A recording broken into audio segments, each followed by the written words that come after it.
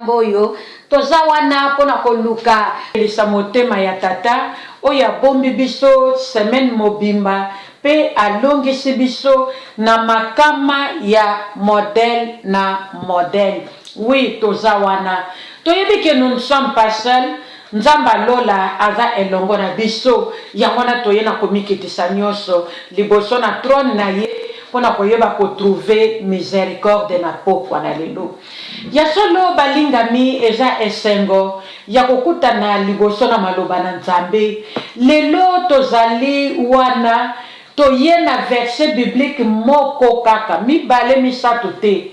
Toye kaka na lisungia molimo santo na Nzambe na verset biblique moko kaka oyo koyeba kosunga biso na pokwa na lelo biso ba mama en tant que ba mama chrétienne, en tant que ba mama ya Nzambe, en tant que ba mama ya Yesu. Verset moko kaka eza maloba na Nzambe totirango na kati na Bible tokoyeba ko confirmango tout à l'heure na tout au long ya émission na biso. Tolobi que nous allons parler d'un verset biblique que nous tirons dans le livre de Proverbes au chapitre 18 et le verset 22. Tozongela na Proverbes chapitre 18 verset 22. C'est un verset que toute chrétienne connaît, que tout chrétien connaît très bien. Bible lobi na biso na mokanda ngo ya Proverbe 18 22 ndenge tolobi eza verset toyebi toye wana lisusu pona koluka koyeba ngo koleka ndenge toyebelaki yango liboso parce que Nzambe soki apesi to a révéler likambo ça veut dire kalingi atalisa biso lisusu mabombami na oyo toyebi yo ko néglige yango te pona koloba ke na yeba yango déjà na te yango na yoka yango te mais to ya na komikitisa liboso na Nzambe oyo pona koyeba ko apprendre su koyeba pensée ya Nzambe, volonté na Nzambe pona biso ba mama chrétienne na pokwa lelo ezali nini. Verset na biso du jour ezoyebisa biso que celui qui trouve une femme trouve le bonheur. C'est une grâce qu'il obtient de l'Éternel. Oya kutani na mwasi to oya bali mwasi akutani na bonheur ezali ngolu oyo yazwi ko ute pa na Nzambe. Mamo Kristo par là nous comprenons que kobala ezali faveur oyo mobali azozwa ko ute pa na Nzambe. Papa jeune garçon, papa yo yoza déjà dans le mariage, jeune garçon yo ozali ko aspirer na mariage, yeba ke libala ezali faveur oyo mobali azali kozwa epai na Nzambe. Pona ni tolobi boye parce que verset na biso zoyebisa biso que celui qui trouve une femme trouve le bonheur. C'est une grâce qu'il obtient de l'Éternel. Awa tomoni ke kobala to kokutana na mwasi ezali bomengo. Na telemi pour que eyeba kotike yo nanga na pokwa lelo. Naza pressé ya kobimisa maloba te, ya kolandisa maloba te. Me nalingi mama, ndenge nga na sosoli likambo yo lelo. Na sosoli yango lisusu koleka. Ndenge na yebela yango, ndenge na yokela batu kote yanga, ndenge nga moko na te yango, ndenge nga moko na tanga kana meditaka yango, ndenge molimo santo ameminga na pokwa lelo, amemeli yango pe na lolenge misusu. Ekoki pe kosunga yo mama, ekoki kosunga yo pe jeune fille, ekoki kosunga yo tata mwasi, ekoki kosunga yo mama leki mama kolutu, yo yozali ko aspirer pe na mariage. Pourquoi pas mama leki? Bible lobi celui qui trouve une femme trouve le bonheur. C'est une grâce qu'il obtient de l'Éternel. De quel bonheur la Bible peut-elle parler? Bonheur nini? Bomengo nini Bible koyi koloba que celui qui trouve une femme trouve le bonheur. Avoir beaucoup d'argent, c'est ça le bonheur que la Bible nous parle. avoir beaucoup de biens matériels. C'est le bonheur que la Bible nous parle. Avoir beaucoup d'enfants dans le mariage. C'est ça le bonheur que la parole de Dieu nous parle ce soir, ou bien il y a autre chose? Être en bonne santé. C'est ça le bonheur que la Bible nous parle dans notre verset de ce soir, ou bien il y a encore autre chose? Est-ce que l'argent peut donner le bonheur dans un couple, dans une vie humaine? Mbongo ekoyi kopesa bonheur na kati na bomo ya mutu, na kati na ndako, na kati na libota. Est-ce que matériel ekoki combler moto na kati na ndako na ye? Moto tozolobeleza mobali ekoki combler biloko matériel, ekoki combler moto na kati na ndako na ye? Est-ce que bana bakoki suffire na kopesa bonheur na mobali? Tokoyeba ko découvrir ango tout à l'heure. Ezaka mituna to mituni ezoluka biyano. Mama tolanda na bokebi po toyeba ko découvrir richesse oye vanda na kati na verset oyo. Par là, nous avons compris que rien de tout ce que nous venons d'énumérer peut amener l'homme à son véritable bonheur. Oui, ba maman. Ezali mbongo te ekomema mobali ya libala na bonheur. Ndenge touti kotanga ngo na Proverbe 18. Eza bien matériel te biloko te. Oye koki komema mobali na bonheur. Ndenge touti kotanga ngo na Proverbe 18 te. Eza pe bana te.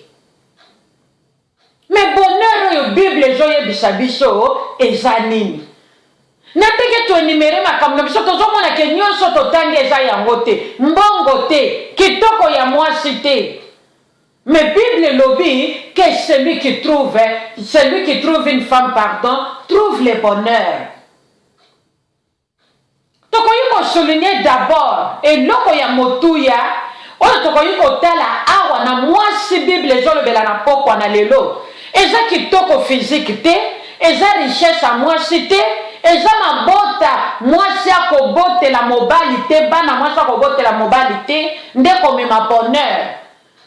Mais zali eloko motuya na kati na mwasi oyo koyeba komemela mobali bonheur. Mwasi akoyi kozala na ye bomoni ye bojuge ye ndenge mokili mesana kojuge mobali kitoko boye. Make kozwa mwasi ondire bakabeli ye, ake kozwa mwasi ondire bapesi ye matabisi. Non mama, oyebi eloko ndeko mobali wana kangami nango na mwasi wana te. L'amour, le vrai amour, c'est d'abord dans le cœur de l'homme. Le cœur, motema ya moto. Papa oya lingi mwasi na ye, peut-être physique ya mwasi eye après. Mais d'abord motema ya mwasi wana. Nde simba bomo ya mobali wana pos a s'approcher na ye. Eloko oyo mwasi aza kitoko ya libanda akoki kozanga. Me mama wana aza nango.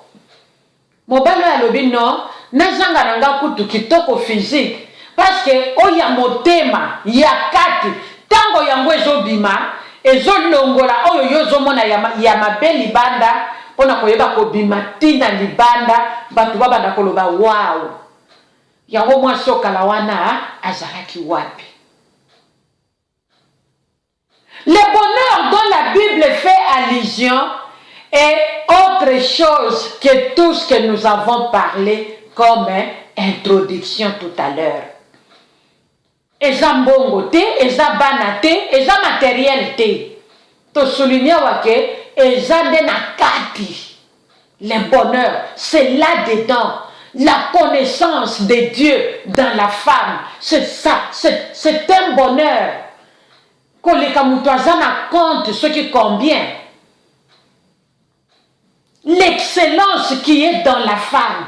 La parole de Dieu qui est dans la femme. C'est ça le bonheur que nous allons expliquer ce soir par la grâce de Dieu. Pour nous comprendre verset, il y a Proverbe 18, verset 22. Donc il s'agit bien entendu de la paix. Vous savez, dans l'homme, dans la femme, dans l'homme, quand on maloba nzambe vandi, alors eloko nini ezoya, kimia ezoya, kimia ya motema, kimia oyo kaka Yesu aza capable na kopesa à un être humain. Et dans notre cas présent, il le fait à travers la femme. C'est ça le bonheur. La paix du cœur que seul Jésus est capable de donner à un être humain. Et dans notre cas présent, il le fait à travers la femme. La paix du cœur. Kimia kaka Yesu mutazo pesa ngo bien-aimé. Et Yesu azo pesa kimia na kana biso nde tozolobela na pokwa lelo. Tozozwa kimia mobali azozwa kimia kaka na nzela ya mwasi. La paix. La paix, c'est un bonheur. Koleka ba bonheur nyonso toyebi na sena moyawa. Kozala na autant ya nda, autant ya ba immeuble. Kozala na autant de voitures. Kozala na autant de milliards na compte. Maman, tu peux avoir ça, mais ce qui est zaté, tu n'as rien. Ce qui est zaté, tu n'as rien. Proverbe 18, 22. Celui qui trouve une femme trouve le bonheur. Ça veut dire que mobali oya kutani na mwasi. Oya zo memele kimia na kati ya ndako. Na domaine nyonso ya vie na ye, c'est un homme heureux. C'est un homme heureux qui n'a pas besoin d'aller se couper en 1000 morceaux pour aluka autant de misala, avoir autant de millions. Et pour que moi ça se pelanaye. Non, mais sa femme l'accepte tel qu'il est.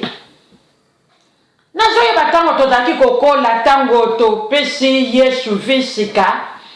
Ezalaki na nzembo moko tozalaki koyemba na ba groupe charismatique à cette époque là tango mouvement ya Saint-Esprit et bandaki mouvement ya renouveau charismatique na nzela ya campus pour Christ na Kinshasa. Et ça, dans un moment, quand on a dit koyemba, et ça qui kolobela sur la paix. Awa tozoloba, nazana livre nanga ya Campus pour Christ, otodaki kobenga ensemble, ils élevèrent la voix tous ensemble. Batu bazalaki na l'heure wana déjà koyeba nzambe, bazoyeba livre ngo nazana ngona maboko, peza sengona yemba, poto yeba ko fungola malamu. Mama likambo na biso ya pokwa na lelo. Soko yebi yango ndeko mwasi ndeko mobali yemba elongo na ngai ekoyeba kosala biso bien.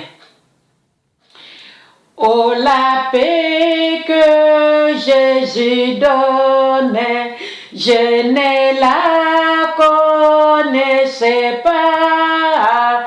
Tout sur mon chemin rayonne. Depuis qu'il conduit mes pas. Oh la paix que Jésus donne, je ne la connaissais pas. Tout sur mon chemin rayonne, depuis qu'il conduit mes pas. Un chrétien, je croyais être, mais j'ignorais le bonheur que Jésus, mon divin maître, vient apporter dans un cœur. Oh, oh, la paix que Jésus donne, je ne la connais tout sur mon chemin rayonne, depuis qu'il conduit mes pas. Oh, la paix que Jésus donne, je ne la connaissais pas.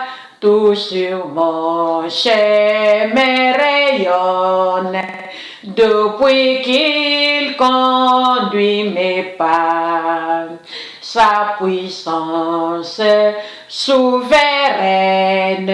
maintenant règne sur moi.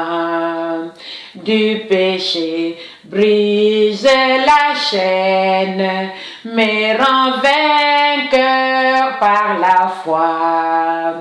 Oh, la paix que Jésus donne, je ne la connaissais pas. Tout sur mon chemin rayonne, depuis qu'il conduit mes pas. Oh, la paix que Jésus donne, je ne la connaissais pas. Tout sur mon chemin rayonne, depuis qu'il conduit mes pas. Et tranquillement j'avance, m'appuyant sur mon Sauveur. Son adorable présence me donnait le vrai bonheur. Oh, la paix que Jésus donne, je ne la connaissais pas. Tout sur mon chemin rayonne, depuis qu'il conduit mes pas.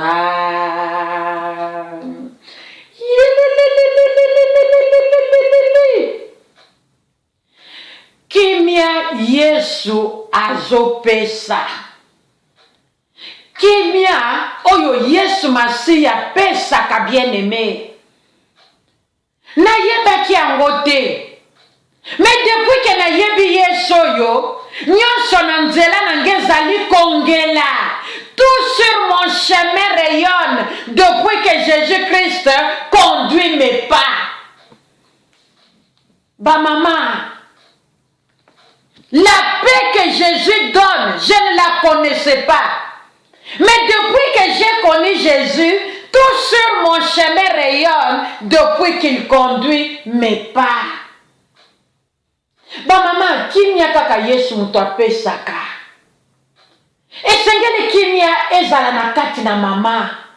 Mama zala mwasi ya kimia pour que ayeba kozala bonheur ya mobali na ye bandeko na ngai.